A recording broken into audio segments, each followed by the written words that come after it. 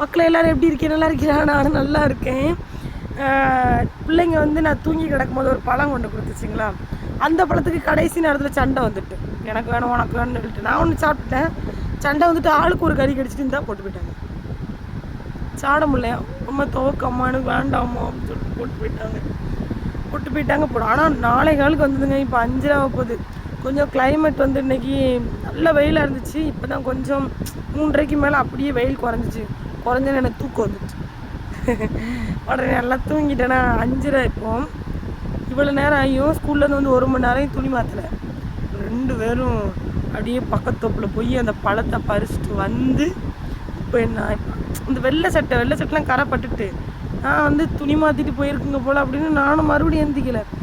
கடைசி பார்க்க சஞ்சி சட்டை அந்த கரை எப்படி போகுதுன்னு தெரியல. ஆனால் பிள்ளை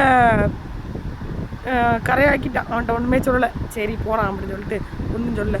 ஆனால் ஆளுக்கு ஒரு கறி கடிச்சிட்டு போட்டு போயிட்டுங்க. சீசன் ஆரம்பிச்சிட்டு பார்த்தீங்களா?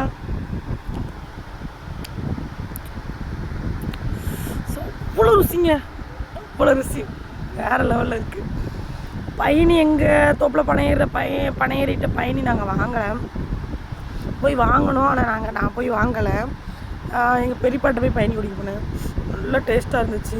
இப்போ மாம்பழம் வேறு கிடைக்குமா, மாம்பழ சீசன் வரையும் இப்போ மாம்பழமும் நிறைய வருமா. அப்போது இந்த பயணியும் போட்டு பிணைஞ்சு குடித்தா அடிப்பொலியாக இருக்கும். இது சாப்பிடும்போது அதோட டேஸ்ட்டு ஞாபகம் வருது.